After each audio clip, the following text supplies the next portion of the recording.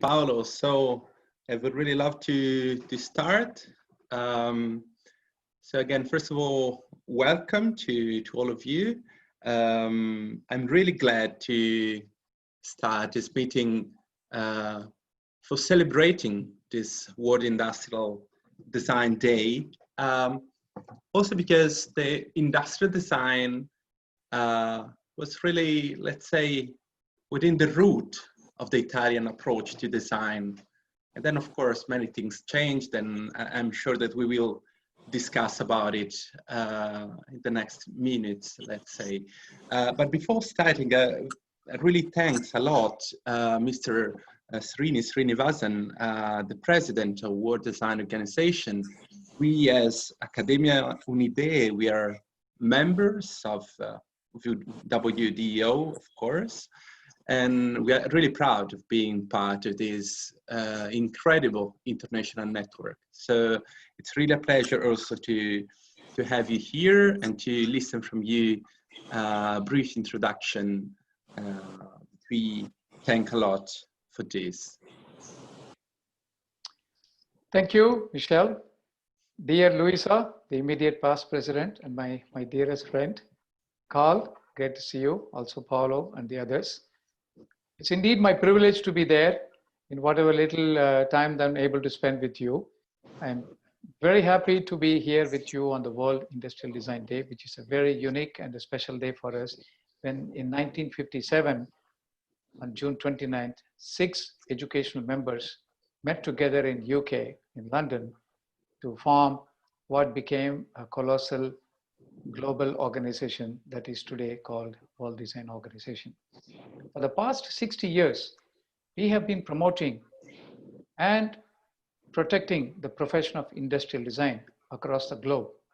Today, we stand very tall as the only global organization that connects education, professional, promotional, corporate, and municipalities to offer an international platform to share the global knowledge on what design can do through several well-crafted programs such as the World Design Capital, World Design Impact Prize, World Design Corporate Circle, and the newly introduced Young Designers Circle, and World Design Impact Prize, which has got a very strong relationship with the grassroots social innovation. And of course, World Design Talks and Interdesign, which people are already aware of it. So in addition to these special programs that we are doing, we also work very closely with UN agencies such as UN Women, UN Habitat, as well as International Space Station, National Lab, to exploring what design can do to add value to their existing programs. So during the times of uncertainty like the one we are facing today in the globe, organizations, universities, governments, NGOs, they all are looking for alternate methods of existence. It's just not the business or education, but they're looking for existence. The mere fact that we live in this world is kind of shaken by the thousands of people who are dying on a daily basis across the globe. So fear has been gripping all of us. We have seen the impact of COVID in countries such as Italy in the beginning, in Spain. Everybody thought, now I'm not going to get affected. That myth was blasted away by scores and scores of people dying every minute, literally speaking. US is a perfect example of how careless we were in taking this warning from WHO when they termed it from epidemic to pandemic back in March, April timeframe. We did not heed to that. We said, oh, this is not going to affect us. And look at what we are. We are showing records and records of for the number of cases every day, the number of deaths, the total number of people. As the world is coming together, I believe design has a very important role in reshaping, because where there is a problem, design comes in. Design has the power to create solutions that are very appropriate, very urgent, and impactful. And that's what we need to focus as we move along, rather than sitting in the corner and saying, oh, when am I going to get it? And there is no post-COVID. I always laugh when people say, we are going to do post-COVID. There is no post-COVID yet. We are going to learn how to live with COVID. That's a better statement than post-COVID, because post-COVID, who knows, maybe 10 years, maybe 5 years, until the vaccine has been proven to be there, then we dismiss it as a common cold or a common flu. That day is not known today. And that's the fear that is driving the entire universe today into shelters. And what we can do, we do not know. But I believe design has the power, and I urge all the designers, whether you are in the government, whether you are in the industry, whether you are teaching design, to bring forth that creativity to come with an innovation solutions of, first of all, to live with COVID, and secondly, overcome COVID. So that's the message I have, and I want to wish this day the best day for all of us around the globe, and I want to bring the message of optimism through design. Thank you. Thank you also for the very powerful words and very relevant words as well in this moment, in this situation that everybody is living in, everybody is trying to cope with, let's say.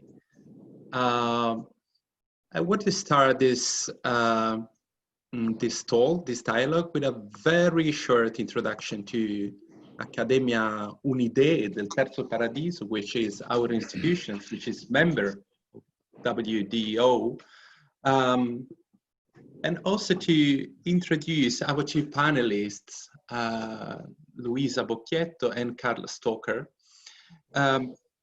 So let's say that, let's start from the very beginning. I mean, first of all, we would love to discuss this evening how will we design. So we want to talk about the future, since design is really about the future. We know that the topic this year of the World Industrial Design Day is design for everyday life.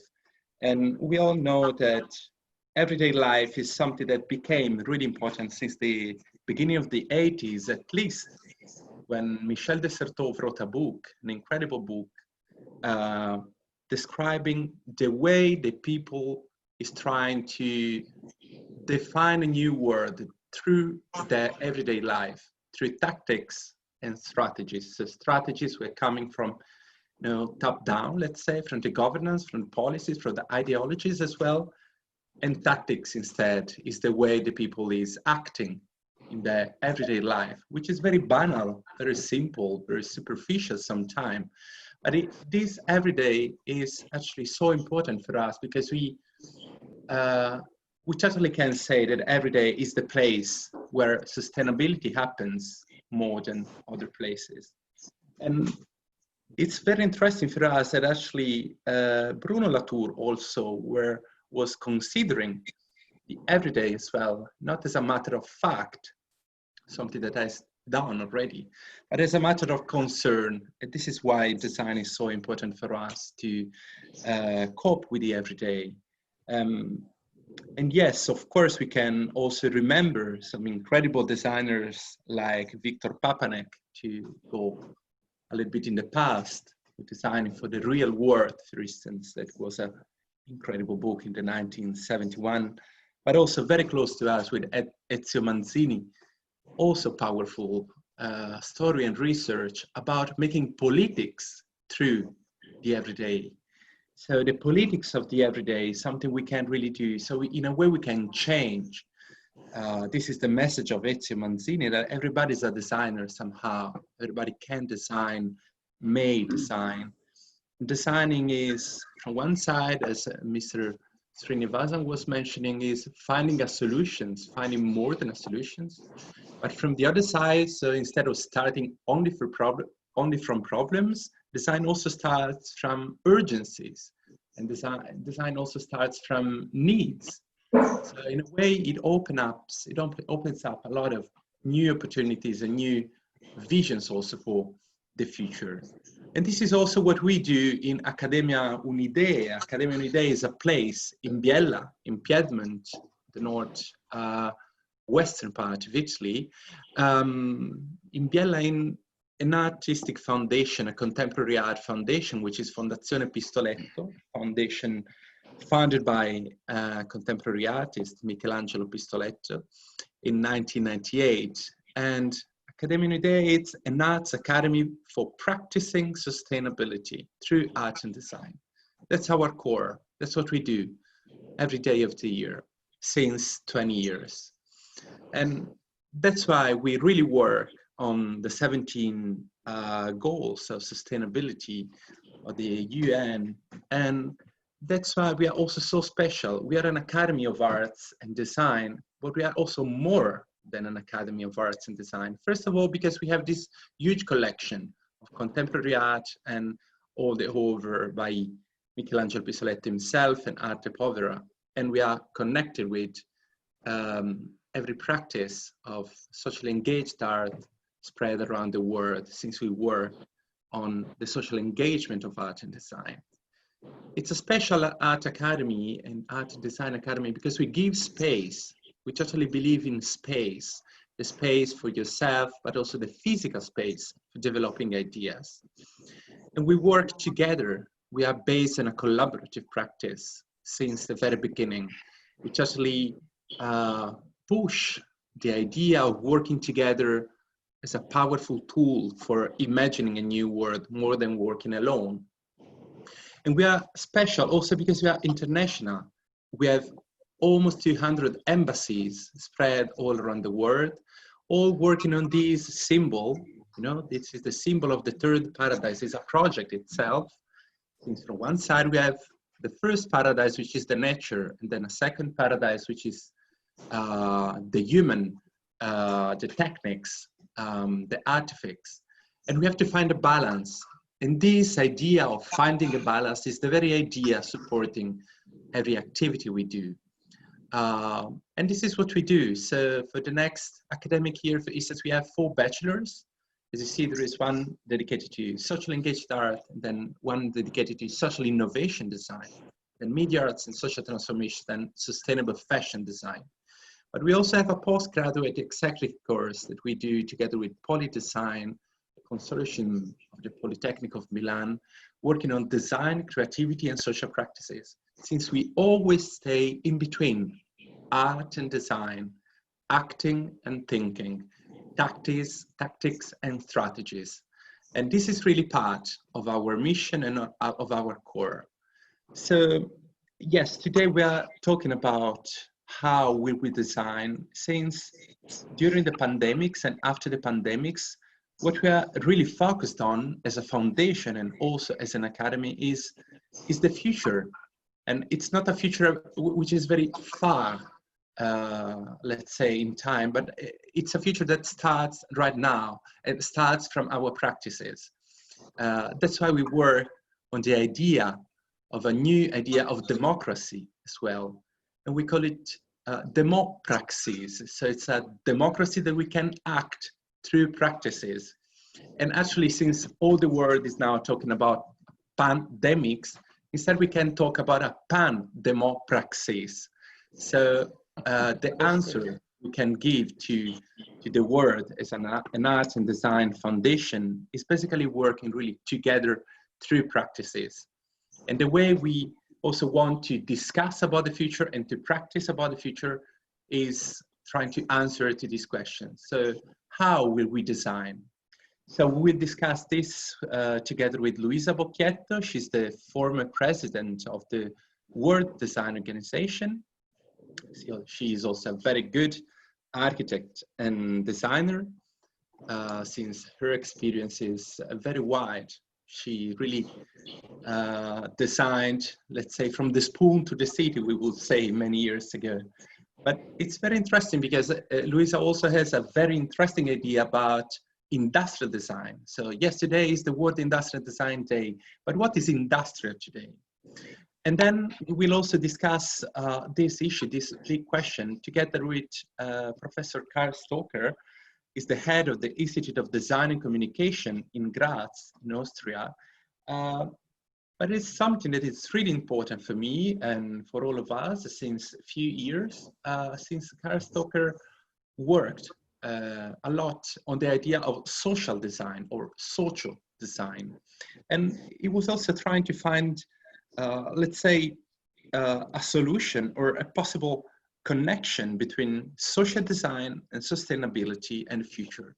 So it's a big pleasure for me to have all of you here together, sitting around this virtual table, let's say. We are me in Turin, Luisa in Biella, Karl Stoker in Graz, and Srini is in Los Angeles in the US. And so that's really a big pleasure for me to start. So I really would love to ask Luisa to start with a speech about the industrial, what is industrial and what is not, and try to answer to this question: how will we design today and in the future? Thank you so much. Thank you so much. You can hear me? Yeah? Yes. Yeah. It's quite interesting, my experience during all this year, because I finished my study as an architect, but I studied with one of the most important designers in Italy, that was Marco Zannuto, who was teaching. There was not at that moment a faculty of design in Italy, and he was teaching progettazione artistica per l'industria, industrial, artistic projects for industrial factories. It was so different at that time, but is a process that continued through the years, and I live on my experience this changement in design, because design is starting in the 20s of in the early period of last century, but in fact the diffusion of design started in the 50s. It is in the 50s of last century we have the starting of all the association, as ADI, as 𝐇𝐎� that become after World Design Organization. In German, many places, starting from Europe and then around the world. And all the people are discussing about what is this discipline. And for many years was not accepted as a discipline. And also until today in Italy, we don't have the recognition of the work of a designer, because if I'm an architect, yes, that is very strange. If I'm an architect, I finish my study and I have my possibility to sign the project. If I study as a designer, I study 5 years, and then I can't participate to competition for outdoor furniture. I need to become partner with one architect. That is very crazy after many years, because the faculties start in the 80s and we are now 30 years, 40 years after. That is quite interesting, the fact that we are thinking about things, but our thinkings need time to change the real story of things, because in our life today we are very quickly, we change, we do very quick thing, but the ideas are very slow to become accepted by people. And it's true. And also we have another difference between Italian vision of design and the general Anglo-Saxon vision, because for Anglo-Saxon people, design is a project. And for people in Italy, design is only industrial design, because they don't accept that we are talking about everything, okay? Because the story of the study of the discipline was strictly related to a work between one designer, one architect, because was the only architect at the time, and a factory, to producing something that can be sold in an industrial market. That is for people generally, or until today, for the people in Italy, it is design, think industrial design only. And what happened after in Italy is also that we are quite victims of our success, because we have a Salone del Mobile that is a very important event, known in every part of the world. And we talk about chairs, we talk about furniture. If you are talking today about design, they talk about chairs or cars, about Ferrari, about beautiful objects. But the vision, international vision, is different. What we are doing in the World Design Organization is to create this changement in the mentality of people.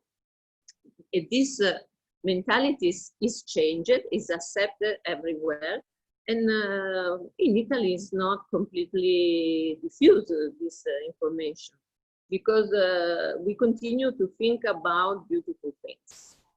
After that, what happened for us, not for everyone, sure, because I know very well 𝐇𝐖 𝐖𝐈𝐋𝐋, that was my professor when I was a student. And when I was president of ADI, the Association of Industrial Design, in 2011, I gave to them the recognition as a ambassador award for the services in design, because it was necessary that something like an organization recognized exactly this work and exactly this term about design.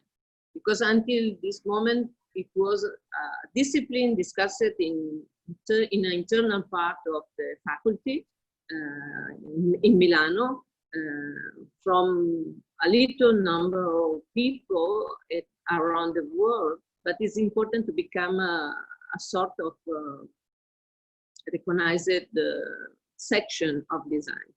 And what happened in the World Design Organization when I arrived and we become together with Srini, there is a big changement, because we changed starting from 2015 with the common vision between 4 presidencies, 2 before me, Srini, and also the next one.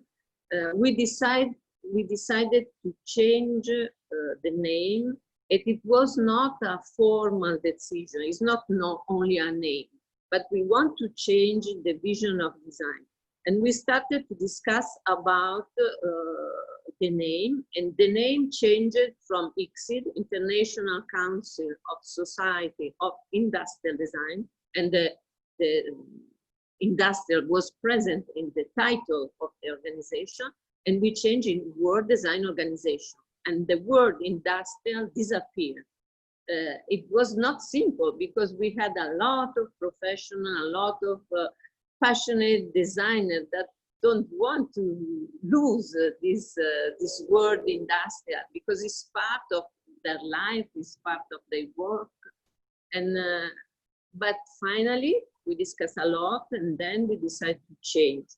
And we change also the definition of design, because we know that all the people go to ICSID and then now to BODIO to understand what is design, which is the definition of design. And we changed this definition that was there from 1975, unchanged from that date. And we change and we introduce the idea that design is not only product, but also services, process, social engagement, etc. That is a real changement, is not a formal, only a formal change. And then what happened after changing the name, that happened in 2017, exactly the year when I became president and when Srini became president-elect in Torino, we changed the name, and we decided to change also the vision. We decided to embrace the UN and SDG from United Nations, the 17 goals, and to keep our energy to convince all our associated organizations in the world, or the university, or the company, to think about that designing today is working for a better world. It becomes the new vision for us. And that is related to sustainability, to social design, is a real changement of vision. And what happened is, in my history, when I was president of ADI, I look at many documents that I have in my association, and also documents written by Augusto Morello, that was one of the president of 𝐸𝐿 in the past. And I arrived to have some document where he discussed a lot about services and process and social, but nothing happened until when I became president. I introduced these categories for the selection of the Compasso d'Oro Award, and near to the category of product, lighting, car, etc.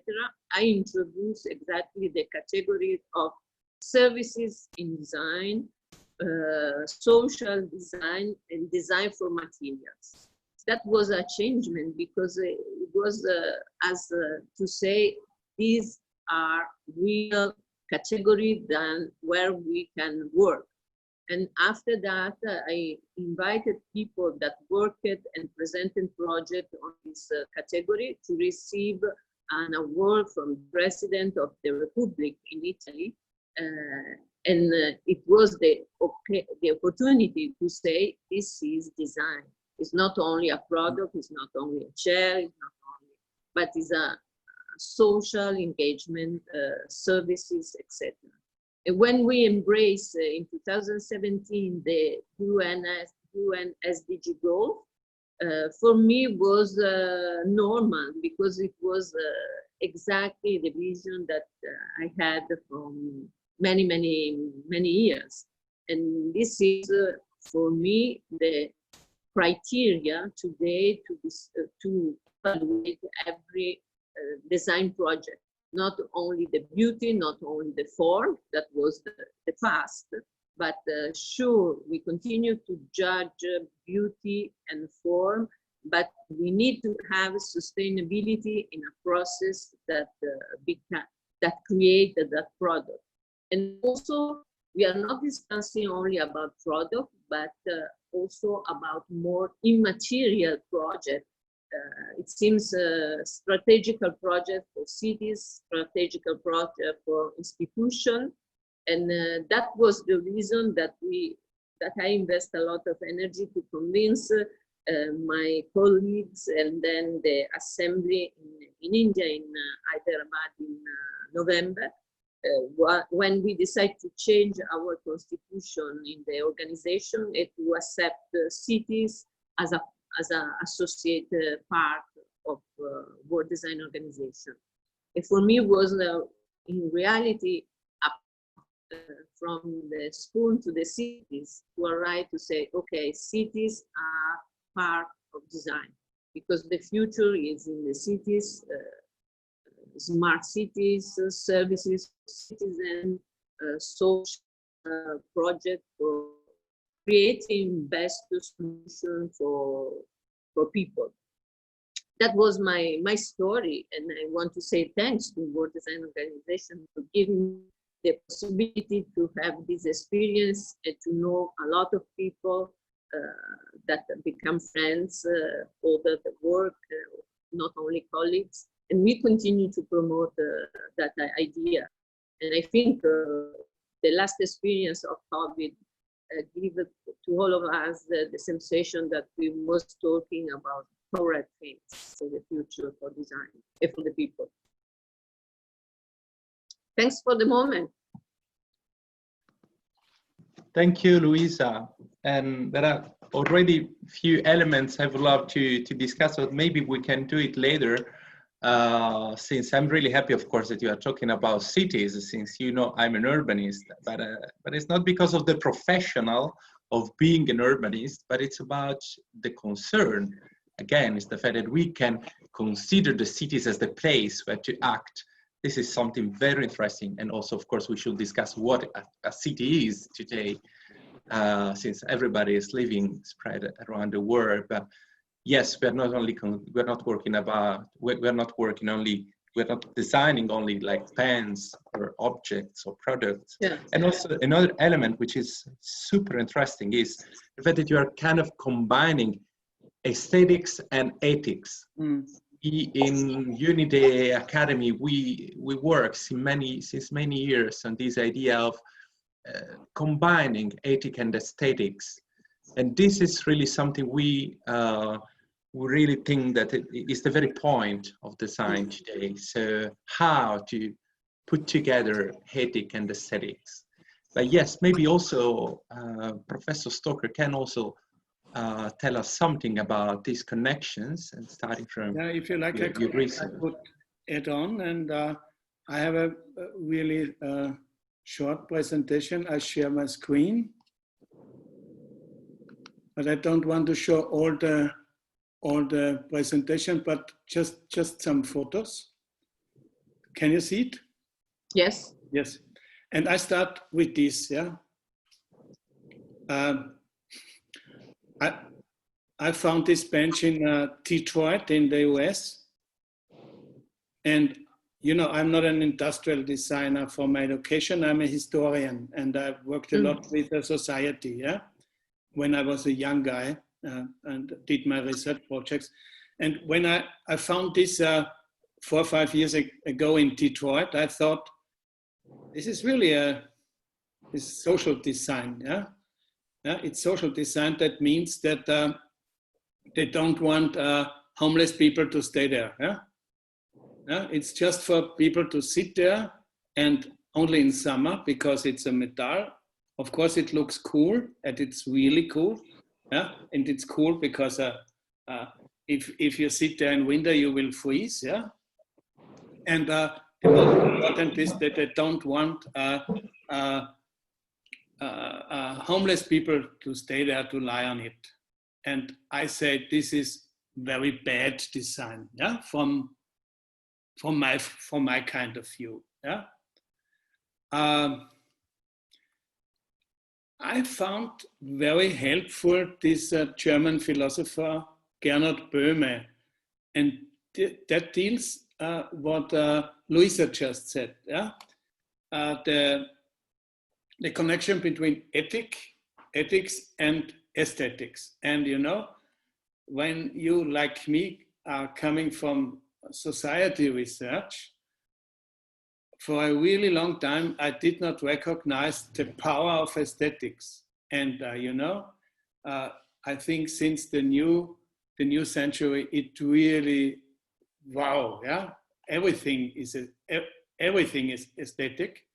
And it's so powerful, and it's really interesting because if you see the production, yeah, they don't produce now for needs, they just produce, or a lot is produced for the desires. And this is my best example. Of course, you know this. Do you have it in your house? Do you have it in your house? Wait. I'm not, because I think because it's a beautiful object, but it's not a good function. I decide to don't buy that. Yeah, I have to tell you, I have really good friends in Germany, yeah, and they know that I have the same opinion than you, but you know, they are really bad friends. They gave it to me for Christmas. They said, okay, you have to have it. And now it's, yeah, now I use it in the lectures with my students. And it's really, it's a best example because it looks really great, but yeah.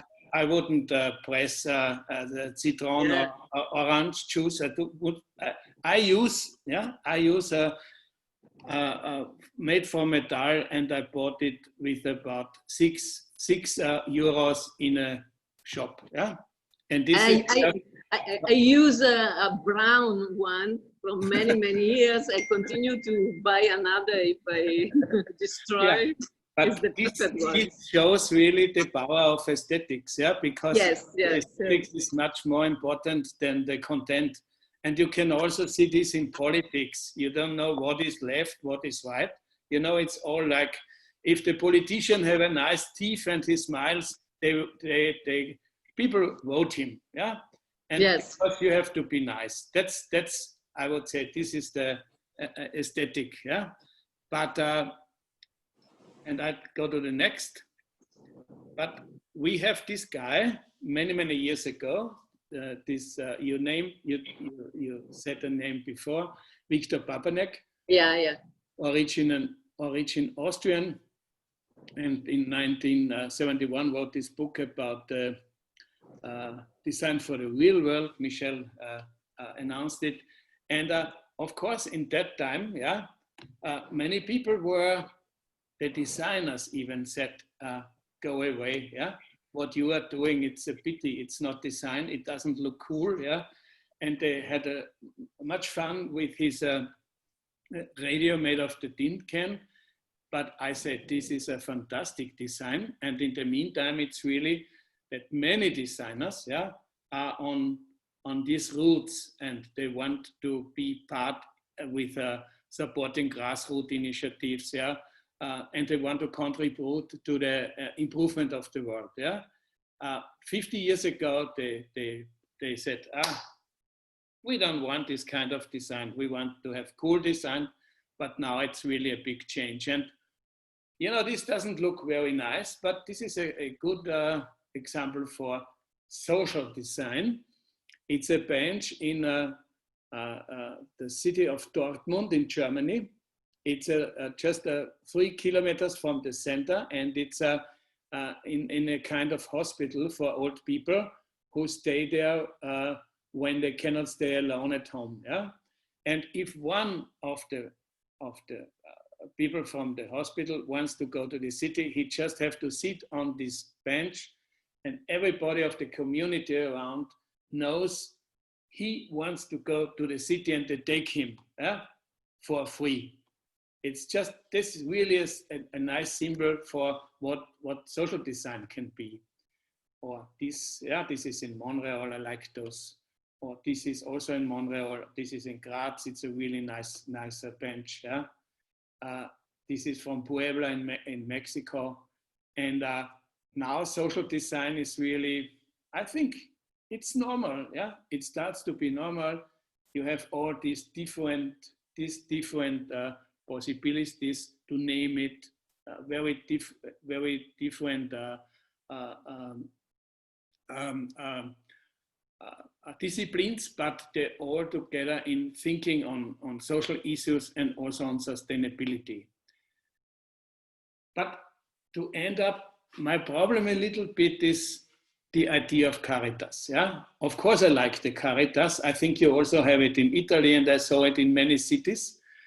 Caritas means that you care about people, poor people, but what you don't do with social design, there is this charitable altruistic moment. Yeah, it's a characteristic feature of social design that you in reality you don't change the world, the structures. You know, you stay in the system and you help like the poor people. And I think the socio-design, yeah, I took this topic from Bason Brock, yeah, the German artist and philosopher. He wrote in 1972, 1973 about that. He means socio-design in a social structural sense. And socio-design is something who is really going into the society and tries to change the society. And I really believe that the time now for the design of the future is really, it's time now, because what we can see in our education process with all the students, yeah, you can really see that we have all the students, they like to be involved in grassroots movements, in initiatives, yeah. They don't study information design to be a famous designer like Philip Stark, no. They live a different life than we live. They talk about caring, they talk about sharing, they talk about, I don't need a car, yeah? I share everything. And I really have a very good feeling about the young people we work with. That keeps me really optimistic that the world can have a good future. Yeah. So maybe the question, how the world changed? Does the world change with disaster? What I sometimes believe. No, I hope it changes with design, because design is such a powerful tool. Like Luisa said, it's just as powerful tool to improve the life of many people.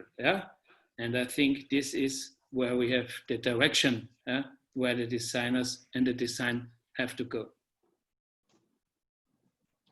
Thank you, Karl. Very inspiring. Also the fact that you actually started from objects, but then when you say, yeah, this is a very good example of social design, yeah, it was still an object, it was still a bench, but actually it was not only the bench, because the bench was useful for something else. So this is a very interesting point also to start. So a last word.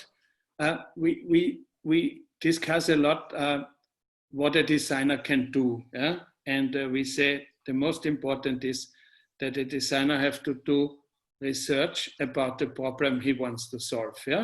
He doesn't have just to design a chair. He should think about problems, and then he should find a solution.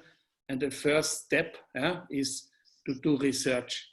The second step is that he should analyze it. And the third step is that he works together in a group with the colleagues, in an interdisciplinary group to solve the problem.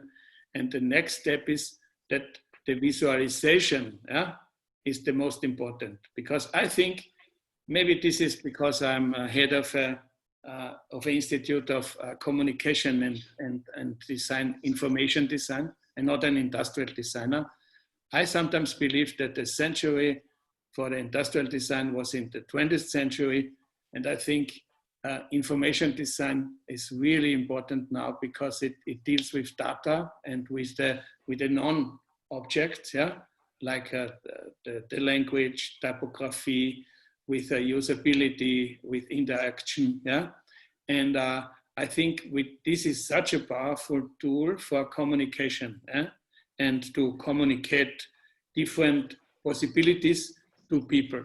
Because I think the real problem is that many people really think now that design is still jewelry and Ferrari. They don't see that design can be a tool to solve problems of society and environment. For that, we have to work. This is our job as an educator in design. Thank you a lot, really. I was thinking about how to connect, let's say, the social issue with a sustainability issue. This is a point. I mean, sustainability is not easy. It's not an easy topic at all, since, of course, we have 17 goals. But I mean, if you put together the 17 goals, it's not easy to make a sustainable society, but also a sustainable, or we missed Luisa, probably she's coming back in a while. No, to put together a sustainable society, but also sustainable environment, but also sustainable way of consuming, but also a sustainable way of growing, like as a city. Or and I know you worked on this. You worked on the connection between the social and the way we can work with the cities. When we finished this socio design book, I think we published it in 2016. Luisa is back. Hello. I really thought, hello, back. we have to mix the topic of socio design with sustainability. And we were in a good situation because my co-editor of the new book, Sigrid Bürstmeier, she comes from I would say, classical product design. Yeah, she's educated as a product designer, but she thinks a lot about sustainability. And so we mixed at the Institute the two competencies, and we really found out that it's really important to have a mix, yeah, of the both topics. And that was the reason why we invited designers from different UNESCO cities of design, from Istanbul, from Mexico, in Puebla and Mexico City, from Graz and from Detroit, to think about how cities, yeah, the life in cities can be improved, yeah, with design methodologies. And this is the new book. We just published it 2 weeks ago. Yeah. I want to buy it. No, I sent it. Thank you. And Luisa, instead, can you? So we were discussing about how can you put together the social issue and the sustainability issue, since sustainability is a very complex question, is a very complex issue itself. So it's very difficult to put together a sustainable society, sustainable environment, a sustainable way of growing, sustainable well-being. And I mean, it's a really the art of balance, we would say, here in Biella. Yeah. I lost you. You can hear me because I lost you for some moment, and I don't heard the last thing. But what I can say is, as Karl said before, we are now in another revolution, because when we talk about industrial design, we talk about industrial revolution in the last century. And now we are in a digital revolution. It seems that communication, as Karl says, is so important. Communication, digital involvement, new way to communicate between people. And also the tools that we use are defined by design. And what Manzini said many times is the line with the democracy, because all these tools are really connected to the idea of democracy, because we are connected, but we give to people many information of us, and people use in a commercial way, in a political way. And how to connect all the things, I think there are three elements. The elements are ethic, aesthetic, and politics. We need to connect also politics. I understand that is another steps, but at that moment is so important, because we are working on the beauty, and the beauty is a very hard tool to convince people. If the beauty is used only from the publicity to convince people, it's okay, but it's a market. But now the beauty, we can use the beauty to connect form, function, and sustainability. I don't accept that the new project that talk about sustainability need to be ugly, because I want to have a sustainability project, but I want to need to be beautiful. Yes. I can't accept the people that say, "Oh, I use reused material and the chair is not it's horrible." No, I can't accept that. The beauty, the form, and the beauty, and the perfect connection between them is the two criteria. The third one now is the sustainability, but you need to use sustainability as an ingredient to the project. Yes. And the other thing, another thing that I think is, until yesterday, we put the man at the center of the process of design. And we talk about design for all, ergonomics, thinking to our needs, thinking to our dreams. Now, that is, for me, is the past.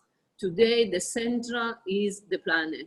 And project need to think to the planet, to our future, not to think to our dreams as man or woman, but to think to our future, to contribute to change process, to contribute to change vision of people. We don't need to block to produce. We can continue to produce, but with more intelligence, with thinking to all the project, not only designing an object, but thinking about what I finish to use this object, what I do with the results, what I do with the garbage. I need to project all the process of the life of the object that I work on.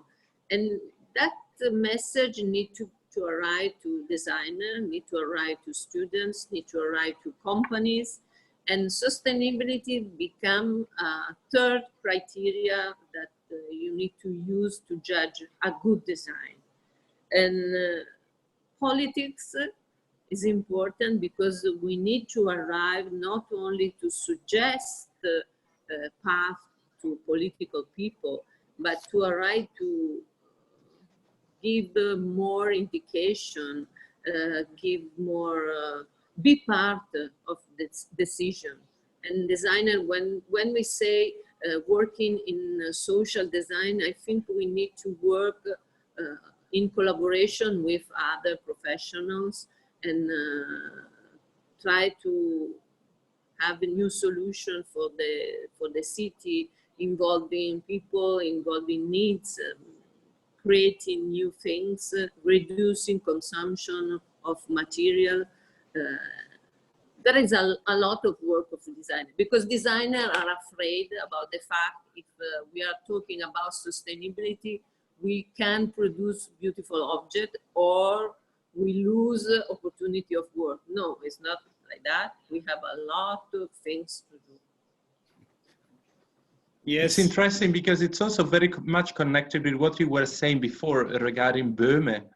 Actually, Gernot Böhme was really, I mean, the idea, one of the most powerful ideas by him, I mean, to me, is the way that when he talks about atmospheres, for instance, I mean, when you encounter an artwork, I mean, it can change your way of understanding your life somehow. Maybe you can say something to us.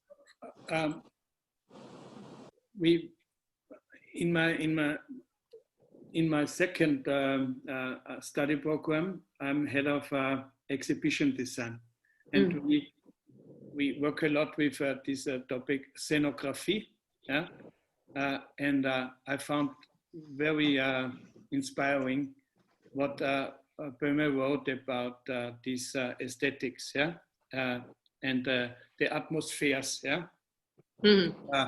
he makes this analysis of from theater to till to Disney World, and you can without atmosphere it doesn't work.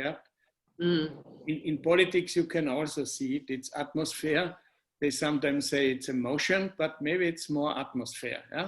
And I think this topic is really useful to use. But I think there's another important theoretician. For me, is very useful. It's Jean Baudrillard, because Jean Baudrillard in his book about the symbolic exchange and the death, he made really so interesting remarks about the power of the aesthetics, because he said, you know, that in the postmodern age, the science left the content. The science do not refer on a content anymore. It's just the surface, and the surface is not like we say in everyday life, the surface, but the surface is really, there is no content anymore, because the surface has just an importance. And I think it deals also with what Böhme is talking. And when I came first time to the US in about 1990, I think, I couldn't understand the US, because I arrived at the airport and they said to me, "Hey, Karl, how are you? You're welcome." And I thought, why are those people so friendly? Very soon I recognized that they totally different educated, and they are. This is a total different system, and this is the postmodern system. It's really surface. There is no depth to find. That's it. And you know, for people from Europe, with our education, and I think especially Italy, with a really long tradition, I think it's really sometimes painful, if you see that and to recognize that how powerful is what happens, what Trump is doing, and this is really interesting, and I think these philosophers is really important to bring in the discussion of design, because the problem with design sometimes is that designers often, especially industrial designers, feel more like an artist. They want to be special. They don't like collectives, even if they work in collectives. They don't like a collective idea. They still believe that the talent falls down from here and zack, I'm famous now because I have the talent. I don't believe in that anymore. It's all collaboration. Best work is collaboration, and it's also important for the designers that they read theory, that they read basics, how to understand how the society works and the environment works. And of course, this is a hard job to read maybe Michel Foucault or Jean Baudrillard. It's really a hard job. And when I started to read it, it was not easy, but you know, it's every line it's worthy. And you have to read it to understand what's up in this world. Because if you don't know that, you are lost. This is the importance of philosophy. And I really appreciate that in your academia, it seems really important power, to work with that, because, you know, thinking is the beginning, it's everything. I would love to ask you, thank you, Karl, but I would love to ask you, both of you, a question about methodology, let's say. So sometimes we can say that design, everything is design, or we can apply design to anything because there is a sort of common methodology, of course, with a lot of flexibility, but in a way there is always, this double diamond structure, which is very common in describing a design process.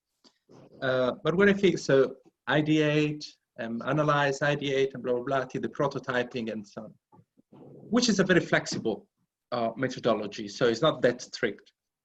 Anyway, let's say that from 2 points of view, let's say from the point of view of mixing art and design, which is one of the fields we really work on, and from the field of the practitioners, of the people who really work like in a day by day, like for instance, we have one of our alumnus, Andrea Paoletti, is a very interesting social innovator. He's also a designer, and he won a mention to the Compasso d'Oro Prize for the social design with his project in, let's say, in the south of Italy. But yeah, what I feel from those two things, from the practitioners and also from the mixing of art and design, is that like this methodology is changing in the last years. I feel like it's a little bit more weak somehow. So it's less method, like like the method, like I do this and do that, and like the service designers are very good, and design thinkers as well. They're very good in this methodology. But actually, when you work in the practice, there is much more a more hybrid way of working. I feel like that the context is giving a lot, like when you do it, like in reality, when you really work with the society, from one side you have your methodology, your way of doing, your approach, which is very, of course, very interesting and very powerful. But then like the design process is also molding somehow around the society. And this is something, I don't know if I mean, it's just my feeling, or it's because we work like very much with artists and designers. So, or you also can feel something like that. So what I'm saying is that basically I feel like that this society, like again, talking about Böhme somehow, but let's say like the context around you, the society itself, if you work with that, so not only for society, but with society, within society, embedded, engaged, and so on, then somehow all society is really becoming part of the design process. So they plasmate, they change it somehow from the inside. Yeah, I think we talk, you heard me? Yes. Yes. Yeah, I think we talk always about the fact that everything is design, everyone can be a designer, but designer is a profession. I think you can use participation of people, you can hear the people, you can hear the needs. You need to collaborate with different actors, different professions, but you need to have experience to be able to design something. Can be a material thing or immaterial thing, but with your experience, you need to have the culture to understand what happened around you. You need to know the history, what happened until yesterday, which products are built until yesterday, and what you want to build for the future. But you need to start from that point and to arrive to realize things, because artist is something that is living in another world. Designer is a person who lives in internal, it's an internal part of society. And the designer arrive to finish the action when arrive to describe, transform, and produce something that is real. If you don't arrive at the end of this process, or because the process is not correct, because it's too much expensive, or because not respond to the needs of people, or because it's ugly what you are projecting, you don't arrive to the end of the project. It's an illusion that everyone can be a designer, because it's a profession. And the thing, what is changing is that you need to work not only face-to-face to the company, but you need to work face-to-face to many people involved in a project, in a social project. You need to be able to hear different impression, different vision, and to connect all these things to arrive to create things that can change the life of people. But you need to be able to do that, because I look, there are a lot of meeting in thinking, design thinking, people that are posting, writing idea, but having an idea is not enough. You need to be creative people. You need to have an idea, verify if this idea is possible or not, and arrive to the project and to do something. That is that is the methodology. It's not only talking about design or about the idea or about need. You need to arrive to change things. And that is a profession. It's a work, it's a hard work sometimes, because sometimes you want to arrive to one result and you can't arrive because maybe your idea is not possible, or is too expensive, or is not enough intelligent, and you need to change. You need to change direction and restart, go back, and that is the process. And people think that the designer is a creative people that have an idea one day and become a successful person. It's not more like that. I don't think for future we can continue to think about that. I think, Luisa, you are totally right. Yeah, really, I totally agree. I have maybe one or two adds. What I really like in this kind of work is the collaboration fact, but the collaboration only works if the team is really consists out of specialists. So if you work with typography, yeah, you have to know a lot about typography, and you have to have experience. Yeah. And the more projects, the longer experience, the best you are. Yeah. Exactly. It is hard work. Yeah. And to work in a collaboration, you have to take your part. Maybe it's like in a symphony. Yeah. Sometimes, you know, with my age now, I'm more an enabler. Yeah. And if I work in projects, I take the responsibility for everything. And in some parts, I have to take the decision in this direction or that direction. And it's my responsibility, and I have to take this. Yeah. Or also in my age, it's important that somebody takes the part to discuss if it's funded. Yeah.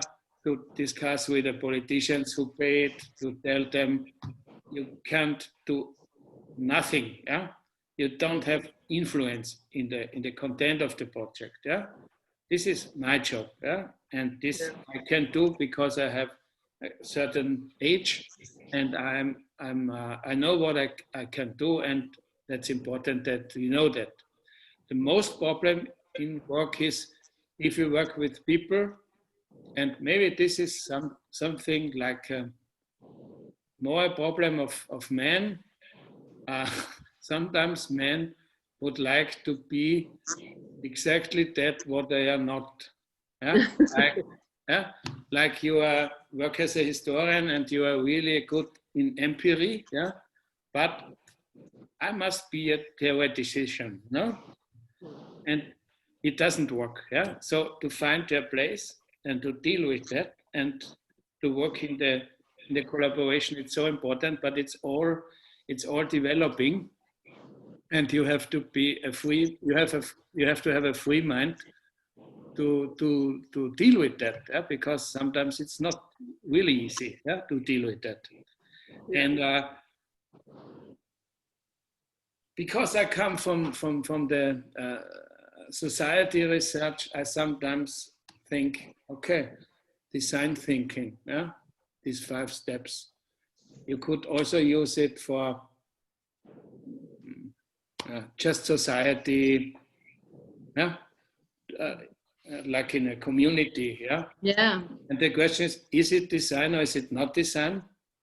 Maybe this is not the question, but I think, like Luisa, like you said, there are really some special things just designers can do, yeah, to know how to build a model, yeah, to design a logo, yeah, all this stuff, yeah. Yeah, it's a kind of practice and of experience, yeah. And the more you do it, the better it is. Only if it does not work if you are not talented, yeah, then you should stop. Yeah, sure. It also can happen, yeah. But I think maybe like it's similar than in other sciences. It's so indifferent, yeah. It's like a rhizome, yeah. Deleuze Guattari would say it's like a rhizome. You can't control, yeah, where it comes from, where it's going. But it's very important now. And design, I really would say, design can rule the world, yeah, because it's so important, yeah. Thank you. I also would love to add a comment. Since I see between our attendees, there is the director of the foundation, Paolo Naldini. So I would please, Clara, please to give a voice also to him. Since we have like many years, we experienced also different examples of, let's say, artists working with society, totally engaged with society, working in a very similar way to the design, let's say, approach as a practitioner and as an experienced practitioner as well. Totally agree with you. You really have to be skilled somehow. It's a profession somehow.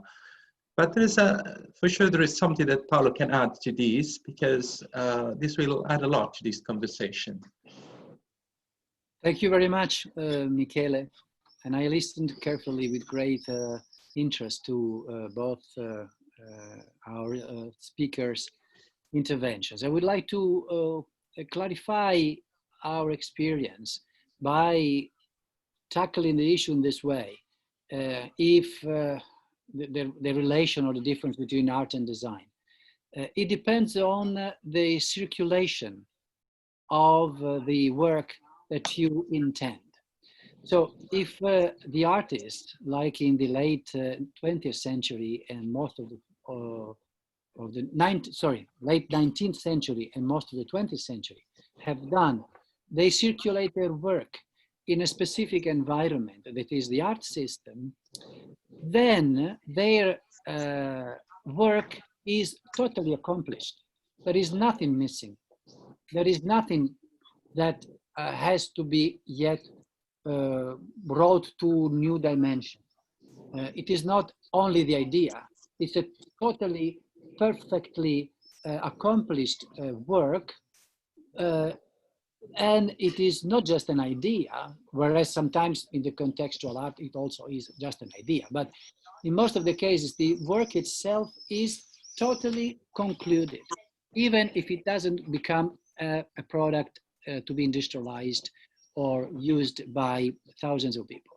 What happens then is that at the middle or the second half of the 20th century, artists, some of them, and specifically our founder, Pistoletto, realized that the art system would not change the world, but the world would change the art system. So they found the need to escape the art system, to get to the world without passing through the art system. Therefore, they began to invent ways to circulate their products also in other environments.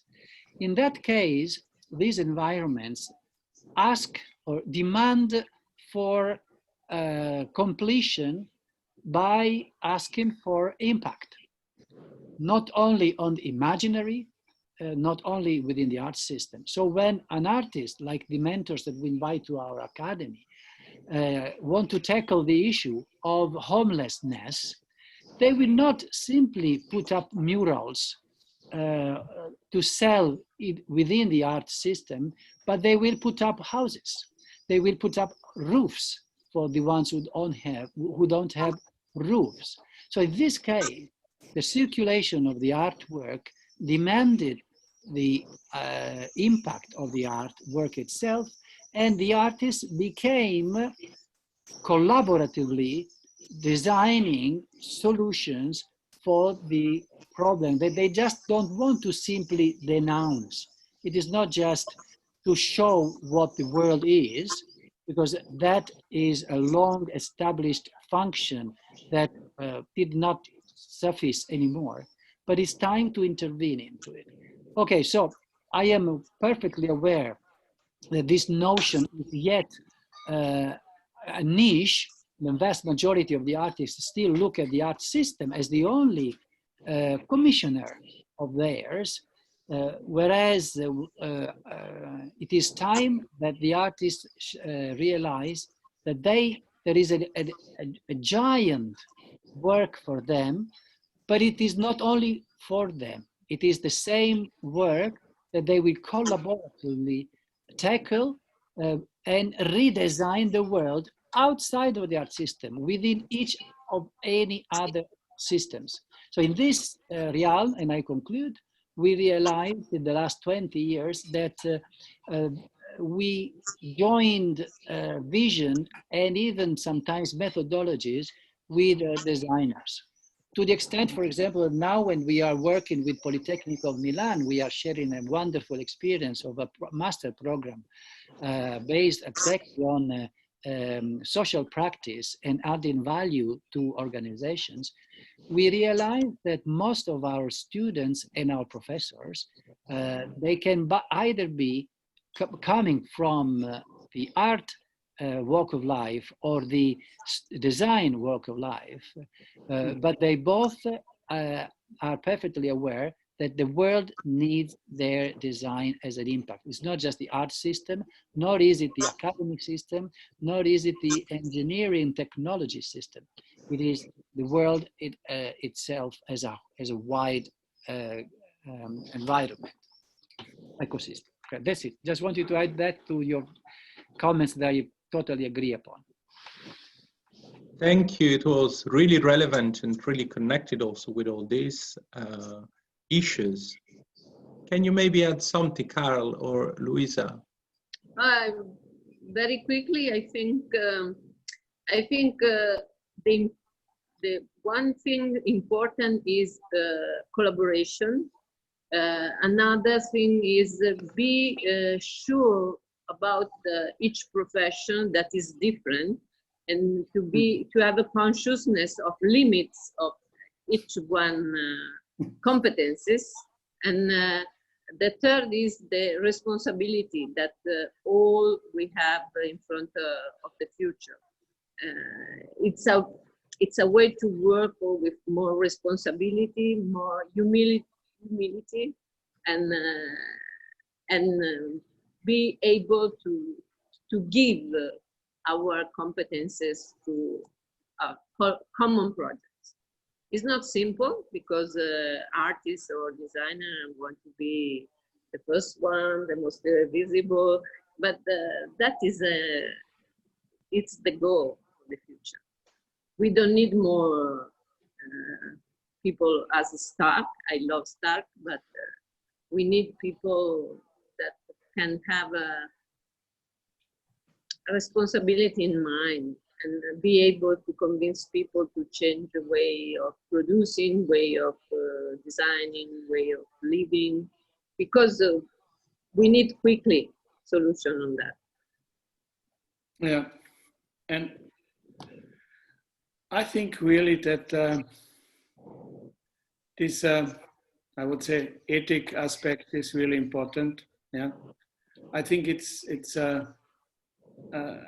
designers should take responsibility, yeah, about the world and the environment they live in, and they also have to think about for whom they are working, yeah, in which initiatives or maybe companies they want to be engaged, and yeah, they should take care about that. That's really important, yeah, because it's 5 after 12, yeah. Thank you. Thank you. Yes, so I would love to, let's say, go into a conclusion, like collective conclusion. I mean, you really gave a lot of tools also for us for thinking about the future. And many times during this conversation, I was also remembering another philosopher, which is very close to our approach, which is Jacques Rancière. Yeah. There's this book, very famous for us, which is The Distribution of the Sensible. In a way, like in this book, it's very understandable how, like he says, that the aesthetics is the very core of politics. Since, in a way, I mean, as much as we can, let's say, be inside the society and letting all the people, distributing the sensible, seeing their power, seeing their possibilities to act, then as much as all society can react. So this role of activating, which is so central in social design, but also in art, but let's stick to social design. It's really something interesting. And what I learned from you is that, yes, it's not only a profession, it's also something that you can learn somehow. You can learn from your experience, you can learn from a collaborative approach. So probably this is like the main idea I want to. There are three main ideas I will bring with me. The first one is like you, Luisa, that you say that we have to work on a triad, not only form and function, but form, function, and sustainability as an ingredient of absolutely the product or the service or whatever. So this idea. And the other idea is, yes, is this aspect of learning from experience through the collaborative. Absolutely. This is really interesting as the key for, let's say, thinking about design in the future. Yeah.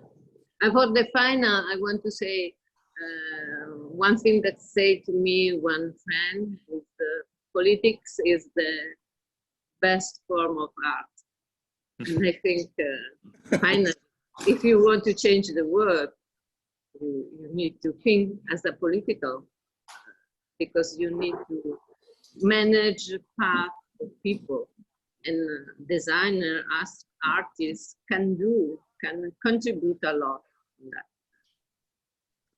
So thank you very much to all of you. I guess we can conclude this meeting, which was super powerful, and I hope we can meet like in a physical way. You can, all of you invited to come to Accademia Unidee. Of course, we wait for you in Biella.